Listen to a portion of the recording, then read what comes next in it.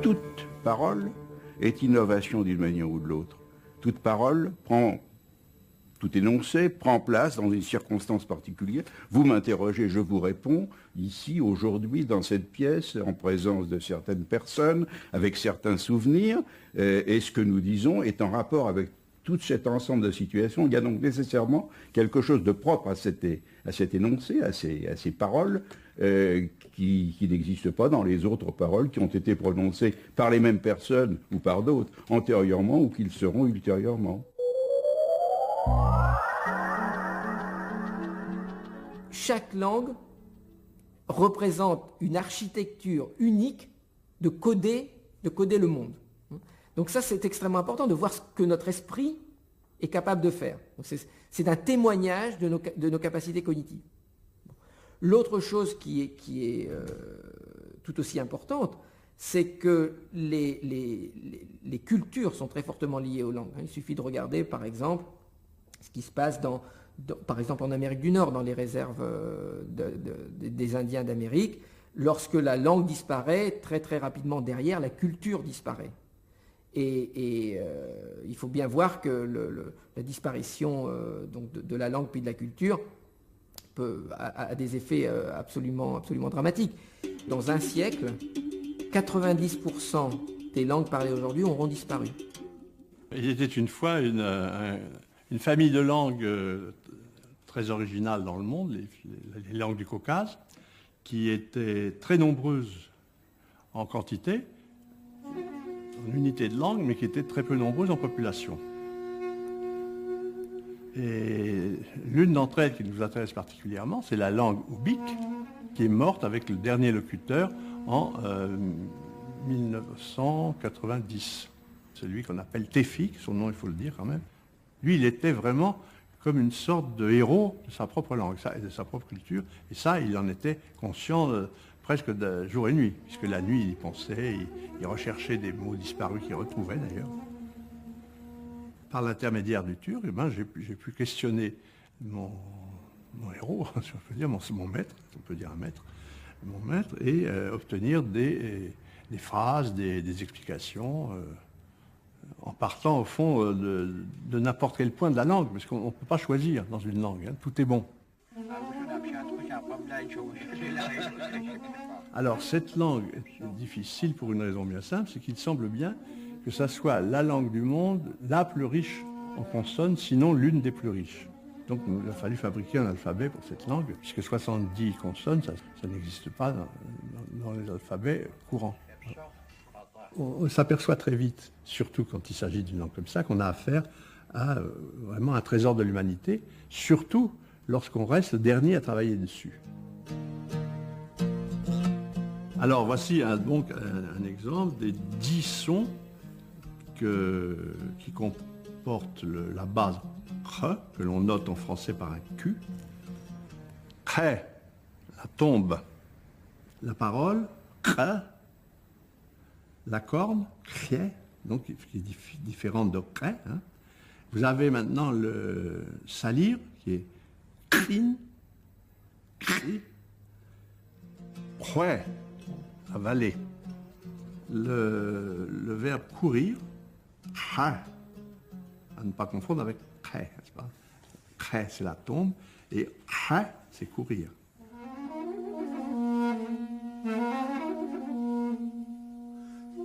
Pour une langue, il faut tout de même un dictionnaire, surtout pour une langue qui est appelée à disparaître. Il faut que ça soit aussi une sorte d'encyclopédie, puisque ce sera le dernier témoin d'une civilisation morte aussi, pas seulement d'une langue. Ha, ha, va. Par exemple, les moustaches, ça se dit va. Le chien, ça se dit ra. C'est une onomatopée, mais ce sont des sons pharyngalisés qu'on ne trouve pas dans beaucoup de langues. la caractéristique la plus étonnante de ce dictionnaire, qui, moi, me bouleverse, à vrai dire, quelquefois me fait sourire de moi-même, mais tout de même, en même temps, me bouleverse, c'est que ce dictionnaire que j'aurais fini tout seul, j'en serais aussi le seul lecteur complet. Parce que personne ne pourra et ne peut déjà lire ce dictionnaire et en juger. Je suis le seul à pouvoir le faire. Alors voilà donc un dictionnaire qui a demandé un travail considérable, puisque je n'ai pas réussi encore à le saisir ou le dactylographier complètement. Un travail énorme et qui, au fond, ne peut être vraiment reçu, lu et jugé que par celui qui l'a terminé, c'est moi. Et après moi, je ne sais pas.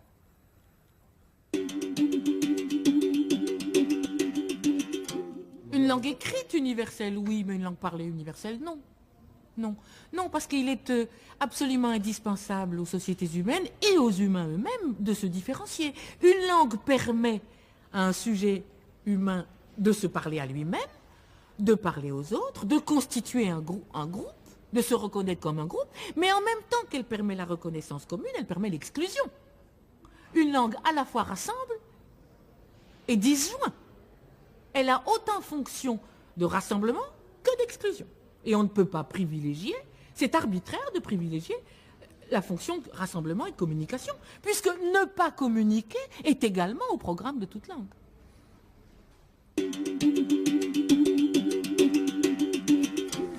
Alors, ce qu'on voit bien apparaître, c'est que des pratiques langagières se mettent en place liées à des pratiques sociales.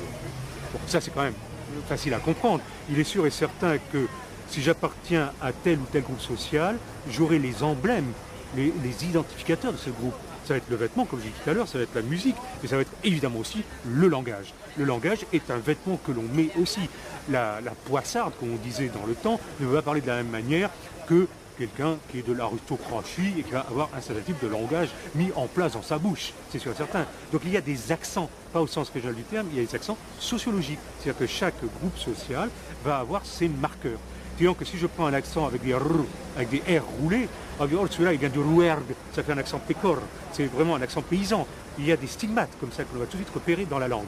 Alors la langue va être le reflet de pratiques sociales. Je vais prendre quelques exemples dans le français quotidien. Les gens sont au chômage, une pression énorme s'exerce sur eux dans une cité. On est sur la dalle, on rouille, on squatte les parents. Parce qu'on ne peut plus partir de chez soi. Donc, évidemment, on squatte le porche, on squatte le hall, rouiller. Vous vous rendez compte ce que c'est que la force de rouiller. On est un galérien, on galère, on tient le mur, on tient le bâtiment, on est un hitiste. C'est-à-dire tous ces mots qui expriment qu'on est là, jeune ou moins jeune, à ne rien faire. 30% au moins de taux de chômage, on le sait dans certains endroits. Alors évidemment, on tient le mur. Et il y a même des blagues qui tournent actuellement chez les Maghrébins. Les hommes tiennent le mur par l'extérieur et les femmes, et là on voit très bien la pression culturelle, tiennent le mur par l'intérieur, voire même tiennent le bâtiment. C'est ça la galère sociale, exprimée par des mots.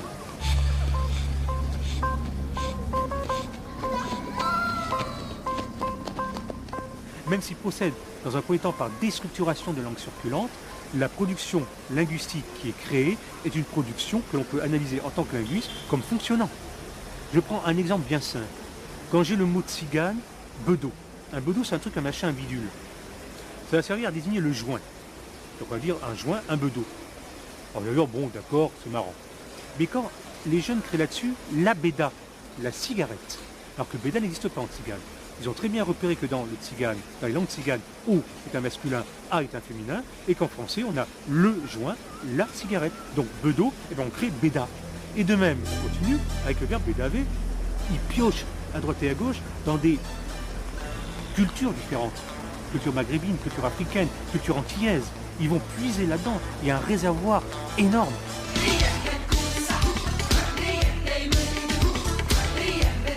Il faut tenir compte de la richesse de la différence.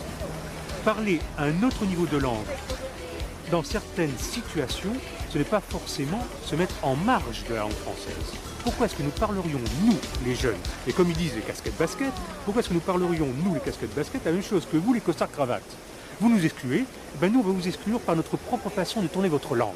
On la prend à l'envers. Le verlan, c'est quoi?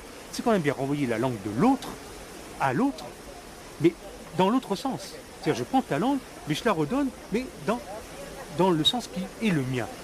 De même, quand on prend les mots et que l'on coupe par la fin et non pas par le début, c'est-à-dire qu'on fait de la Pérez, non pas de l'Apocope, c'est aussi prendre les choses à l'envers. Problème, blême. Prison, la saison, et après on va le redoubler en zonzon. Zik, on va le redoubler en zik-zik. Enfant qui passe à fan, qui reprend sans argent qui passe à Jean, et puis après on redouble. Ça, c'est des sous qu'on va très bien apparaître. Argent, Jean, Jean, enfant, fan, enfant, contrôleur, leur, inspecteur, teur, il y en a des séries comme ça.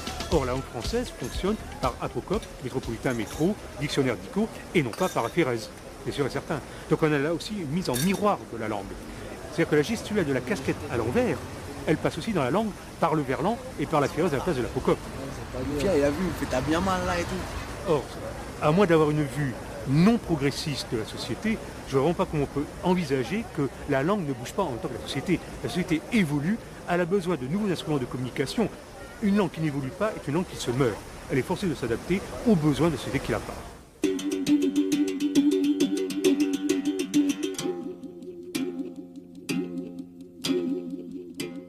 Cette installation a pour objectif d'illustrer un certain nombre d'idées à propos de l'explication de phénomènes sur l'origine de la parole, ou autrement dit l'origine des systèmes de son dans les langues humaines.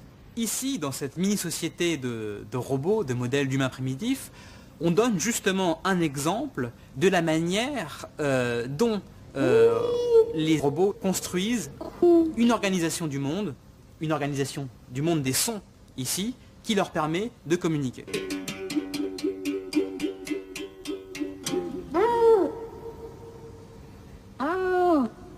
À chacun de ces robots, on essaye de donner un modèle assez réaliste du conduit vocal, de notre oreille, de notre cerveau. Et on met ces robots en situation d'interaction sociale et on les fait jouer à un jeu de langage qui s'appelle ici le jeu d'imitation et qui est une sorte d'interaction à partir de laquelle on va essayer justement d'expliquer la construction culturelle d'un système de son dont on espère montrer qu'il ressemble d'une certaine manière au son des langues humaines.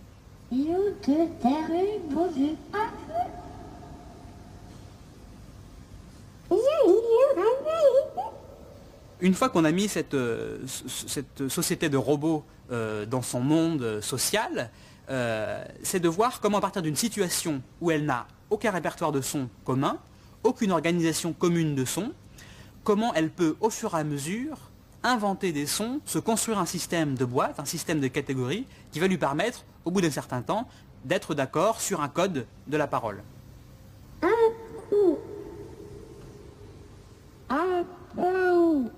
Il leur faut environ 2-3 jours pour construire un répertoire de syllabes qui est constitué de plusieurs centaines de syllabes et qui leur permettrait idéalement de construire un lexique tout à fait semblable au lexique des langues humaines en termes de taille.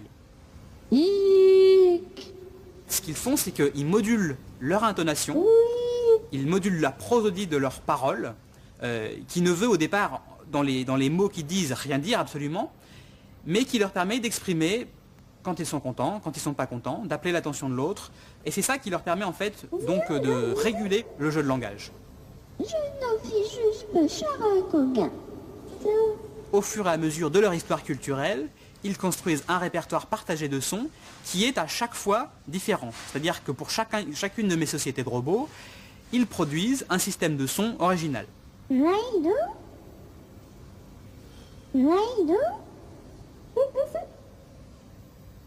On s'aperçoit que ça donne des syllabes qui ressemblent beaucoup à celles des langues humaines.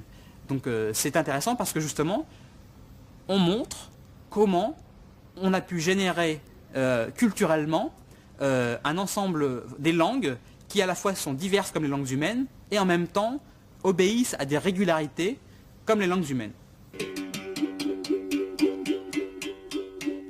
Les seuls phénomènes observables, accessibles au sens dans le langage, c'est les paroles.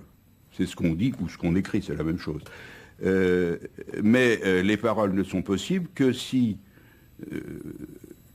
celui qui parle et celui qui l'écoute se réfèrent à un même système qu'ils ont dans la tête, l'un et l'autre. Alors c'est précisément ce système, cet ensemble de mots et cet ensemble de règles d'agencement des mots, pour dire les choses simplement, que le locuteur et l'auditeur ont dans la tête, qu'on appelle la langue.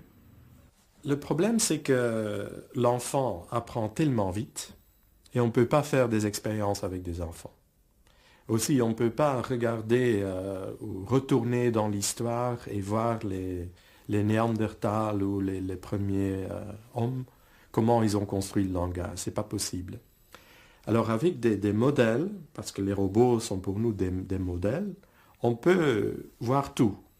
On peut essayer quelque chose, on peut retirer une partie, mettre une autre partie dedans, et comme ça on peut expérimenter pour trouver qu'est-ce qu'il faut mettre dedans, qu'est-ce qui est nécessaire pour l'acquisition, la construction du langage. Ce qu'on trouve, c'est que la capacité de regarder des objets, de voir aussi que l'un regarde un certain objet, de partager en fait l'attention est absolument crucial. Et ça, c'est quelque chose qu'on a mis dans les robots. Ils peuvent bouger leur tête et l'un peut voir dans quelle direction l'autre est en train de regarder. Celui qui est en train d'apprendre le langage d'un autre est capable de deviner ce que l'autre veut ou ce que l'autre pense. Le jeu, c'est que les robots, comme des robots qu'on voit ici devant moi, vont regarder une partie de la scène et choisir un objet. Le locuteur va choisir un objet. Par exemple, le carré bleu.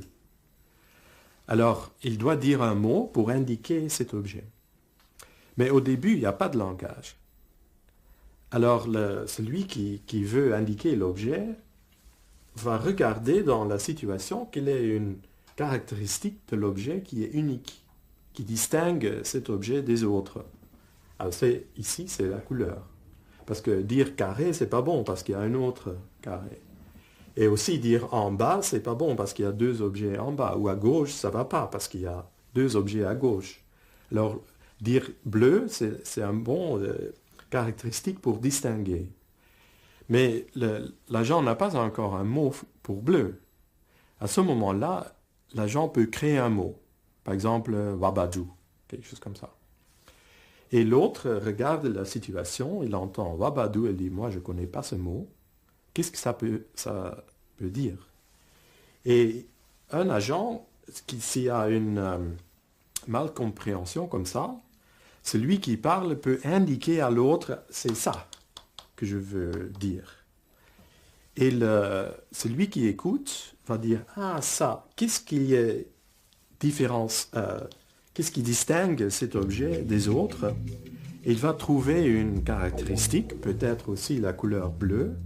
Il va dire, ah ce mot c'est probablement bleu. Et le stocker comme ça dans la mémoire.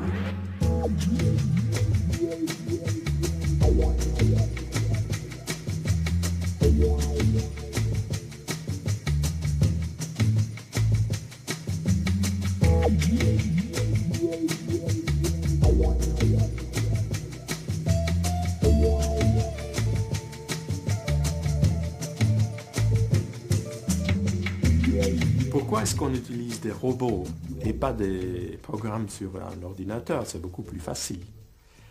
Alors ça, c'est parce que le corps, la réalité, est très important pour le langage.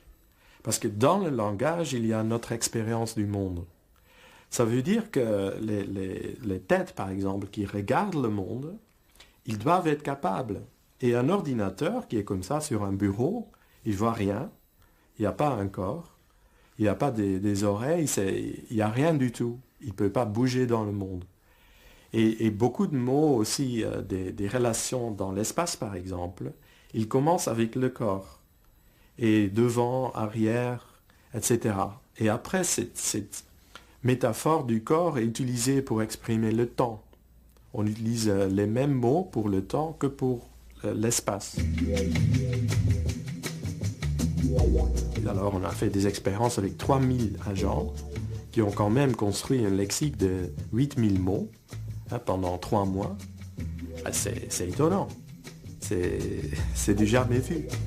Et là aussi pour le grammaire, on fait aussi des expériences similaires On met ça en route, on voit un système, et après on est étonné par la complexité de ce qui sort.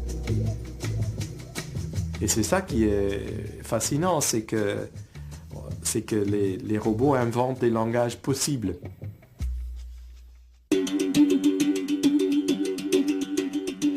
Alors, les sociétés inventent, pas toutes. Toutes adaptent, mais toutes n'inventent pas.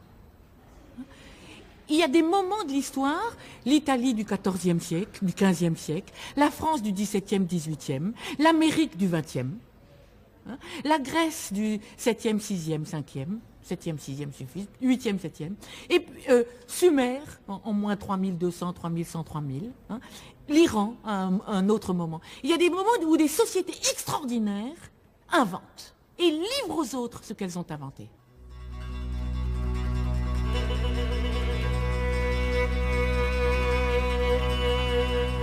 Nous voici en Iran, non pas sur le plateau, l'Iran central, mais sur le côté sud-ouest de l'Iran, là où le grand pays montagneux qu'est l'Iran livre une plaine qui entre en communication directe avec la Mésopotamie, la plaine d'entre les deux fleuves.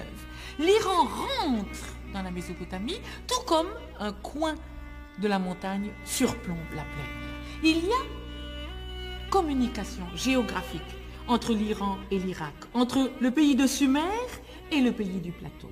Donc, une partie de l'Iran sera tout le temps en balance historique, sociale et culturelle entre les populations du plateau et les populations sumériennes puis akkadiennes de la Mésopotamie. Nous sommes à la fin du 4e millénaire avant notre ère. C'est là que pour nous commence l'histoire de l'écriture, des écritures et des signes. Alors, l'argile, le modelage, la substantification des nombres par ce qu'on appelle des calculi. C'est le pluriel du mot latin calculus qui a donné notre mot calcul. Ce sont de petits objets, parfois en pierre, parfois également en argile modelée, qui servent à compter.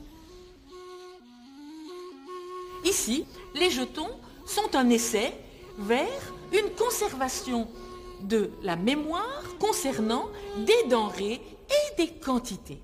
Ils matérialisent des nombres concrets, c'est-à-dire des choses en une certaine quantité. Le dernier artefact qui compte en Mésopotamie pour l'invention de l'écriture, c'est le sceau. Ces objets servaient à imprimer une scène, un décor sur de l'argile molle. On les appuyait selon le principe de l'imprimerie. À Sumer, les plus anciens documents apparaissent immédiatement comme des documents de comptabilité. Que ce soit des tablettes en argile séchée ou que ce soit des tablettes en pierre, chaque case retient la conservation d'une transaction. Par exemple, vous pouvez avoir le signe chez de l'épi, qui signifie l'orge. Comment reconstituer les étapes qui mènent à l'émergence de l'écriture par signe? Eh bien, voilà ce qu'on pense qui est arrivé. Les humains fabriquèrent des bulles enveloppes, c'est-à-dire des boules d'argile molle, creuses, dont ils fabriquaient le creux avec le pouce à l'intérieur, et dans ces bulles, ils enfermèrent des calculis dont nous avons parlé, c'est-à-dire des nombres substantifiés, des petits objets en argile représentant, matérialisant des nombres. Ce document pouvait être cassé. Si on cassait la bulle enveloppe qui n'était pas cuite, eh bien on trouvait les calculis. Mais quand on cassait le document, on se mettait à parler parce qu'il y avait sans doute contestation. Puis, il y a eu un tour de force en plus. Lequel? C'est d'enfermer les calculis dans une bulle enveloppe. Et ensuite, de produire une image des calculis enfermés sur la surface d'une bulle enveloppe. Il a fallu commencer par rendre invisible ce qui matérialise des nombres pour pouvoir les rendre visibles. Car en effet, l'écriture rend visible le langage. Le langage n'est pas visible, la langue n'est jamais visible. Vous voyez un visage parler, vous voyez des muscles se bouger, mais ça n'est pas la langue, ça n'est pas les langues, ça n'est pas le langage. Il y a eu un tour de force, que ce passage de l'invisible au visible qui est en soi l'écriture. Ceci nous intéresse de multiples façons, non seulement pour des raisons de curiosité, car l'homme est curieux, non seulement parce que ce Big Bang s'est reproduit avec l'invention de la monnaie frappée au 7e siècle avant notre ère, et aussi parce que nous revivons un Big Bang. L'Internet est une réinvention de l'écriture, et d'une certaine façon probablement une réinvention d'un outil monétaire. Et encore, plus avant, plus profond, plus mystérieux, l'invention de l'écriture, c'est l'écho, et peut-être un des seuls, de l'émergence du langage dans l'homme.